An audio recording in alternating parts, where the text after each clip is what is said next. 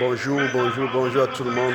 C'est le militant, le père fondateur de la RDNA, le porte-parole. Je viens ici pour demander à Kémy Séba de revenir sur des meilleurs sentiments. Parce que ici, aujourd'hui en Afrique, les populations sont en train de se plaindre pour des problèmes élémentaires que les grands pays ont déjà traversés, c'est-à-dire le problème de nutrition, le panier de la ménagère. La vie est devenue chère dans plein de pays en Afrique. Et vous savez, même si vous construisez les routes, vous construisez les immeubles, vous construisez les stades, tant que le peuple n'est pas capable de manger à sa faim, parce que tous ces pays développés que vous entendez développer là, ils ont d'abord commencé par résoudre le problème alimentaire. Les gens peuvent manger à leur faim. On ne débat plus un sujet de la nourriture dans des grands pays. Mais en Afrique, les gens veulent construire les routes, les immeubles, ça place. Mais tout en accompagnant d'abord le panier de la ménagère, parce qu'il faut que le peuple africain ne crève plus de faim. Donc, ce qui revient à dire que toi, Kémy Séba, est-ce que tu peux peser de tout ton poids pour que le peuple africain essaye d'améliorer sa situation alimentaire? Tu ne peux pas, parce que tu n'es pas un décideur. Et quand les décideurs sont en train de vouloir parler, personne ne te considère, personne ne t'invite autour de la table.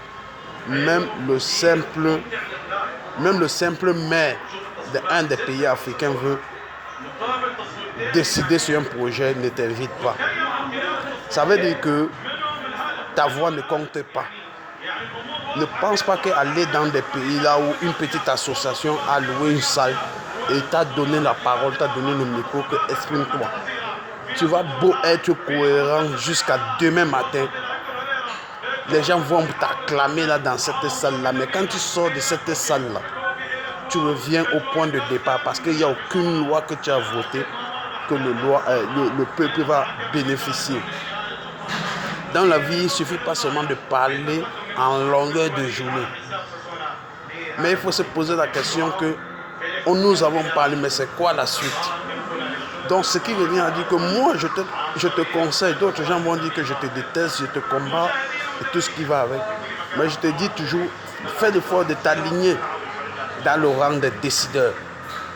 Parce que quand un problème comme celui-ci arrive, qu'un pays ou plusieurs pays africains se révoltent, qui n'arrivent pas à manger à leur faim, tes discours cohérents là que tu dis que tu as des discours cohérents, si tu deviens un décideur, tu vas aider ne serait-ce que la minorité où tu vas résider, ne serait-ce que dans ton pays d'abord au Bénin. Je pense que si on te nomme ne serait-ce que maire, tu pourras faire quelque chose pour ta petite communauté où tu seras.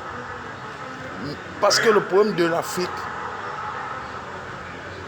une personne ne peut pas la décanter. Il faut que c'est un pays qui prend le pas. Et si un pays emboîte le pas, les autres pays vont suivre. On ne peut pas attaquer tout le continent africain en disant qu'on veut sortir de la merde avec tous les pays africains. Non. Donc, ce que je t'ai toujours suggéré, au Bénin où tu vis, essaie de poser ta candidature sans que tu sois élu comme le maire de ta province et tu commences à offrir d'abord de l'eau à la population et plein de choses. Commence par là. Il faut que tu sois un décideur, il faut que tu aies une voix qui pèse. Parler en longueur de journée ne te profite pas. Et ne profite à personne qui est conscient. Parce qu'il y a d'autres gens qui veulent seulement des personnes avec des promesses fallacieuses et des discours cohérents. Non, c'est plus de ça. Nous sommes au 21e siècle. C'est plus de ça qu'il est question. Il est question de passer à l'acte. Et pour passer à l'acte, il faut être un décideur.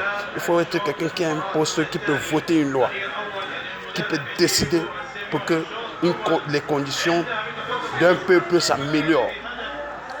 C'est pour ça qu'on s'en prend au président, au préfet, au gouverneur, etc. Parce qu'eux, c'est des décideurs.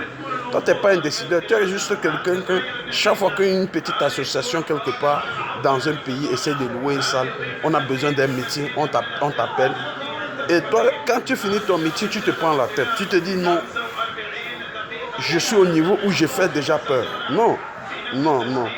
Les hommes qui font peur sur cette terre, c'est des décideurs. Thomas Sankara faisait peur parce qu'il était déjà un décideur. Ça veut dire qu'il était un président de la République. Les Kadhafi faisaient peur parce que c'était des décideurs. Tu comprends? Les vraies personnes qui peuvent faire peur, c'est des gens qui ont le pouvoir de voter une loi, de décider.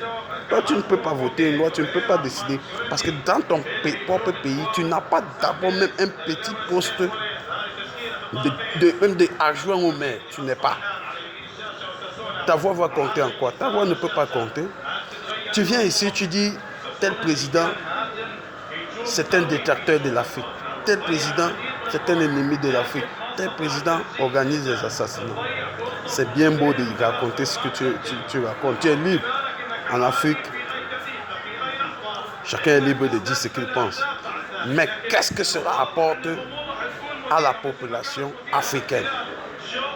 Parce que quand tu dis, tu fais l'effort d'abord d'être à 100% cohérent, parce que tu aimes de créer que tu as le verbe, que tu as étudié, tu lis beaucoup, tu connais l'histoire de l'Afrique. Mais vous pensez que quelqu'un qui ne connaît pas l'histoire de l'Afrique et qui mange bien, vous êtes sûr qu'il a besoin de connaître l'histoire de l'Afrique? C'est quand quelqu'un n'a pas mangé et il a faim, il est dans la merde, que il n'a rien à faire. Maintenant, tu vas venir lui parler de l'histoire de l'Afrique. Parce que quand tu veux parler de l'histoire de l'Afrique, c'est pour amener les gens 150 ans en arrière. Pendant que ceux-là sont en train d'avancer, nous, on laisse le chemin qui va vers l'avant. On regarde plutôt le chemin qui est en arrière. Après, on est étonné que les autres pays ont l'avance sur le continent africain. Le qu'on regarde de l'avant, mais on regarde en arrière. Et tout ça, c'est parce qu'il y a beaucoup de personnes qui veulent égarer le peuple africain. Parce qu'eux, ils cherchent le leadership. Mais ils ne cherchent pas ce qu'il faut chercher. Il faut être un décideur. Le leadership, même dans ta maison, là où il y a ta femme, il y a tes enfants, il y a tes neveux, il y a tes cousins, tu es déjà leader. Parce que tout le monde comprend à toi. Là-bas, tu es un décideur, tu es un leader. Mais une fois que tu sors de ta maison, c'est un autre combat pour devenir un décideur. Parce que celui-là peut voter une loi. Dans la maison avec ta femme, tes enfants, tu peux voter une loi que nous allons manger 4 fois par semaine. Et tout le monde va obéir. C'est de ça que je te parle. Est-ce qu'à l'extérieur, hors de ta maison, tu es capable de voter une loi? Tu n'es pas capable. Dans ton propre pays, cherche qu'on te nomme d'abord même deuxième adjoint au maire. À partir de là, tu vas évoluer et tu vas commencer par aider ta petite communauté. Voyager avec le passeport français et tout, ça ne profite qu'à toi seul. Mais pour quelqu'un qui veut faire quelque chose pour son peuple, il ne procède pas de cette façon. Tu condamnes les autres présidents africains de traiter avec la France, de traiter avec tel pays et tel pays. Parce que ces pays, ils ne sont pas bien. Ils ne sont pas bien pour les présidents africains. Mais quand toi tu traites avec eux, ils sont bien pour toi. Quand toi tu traites avec eux, ils sont bien pour toi. Ces mêmes pays que toi tu traites avec eux, c'est des vendeurs d'armes. C'est des vendeurs d'armes.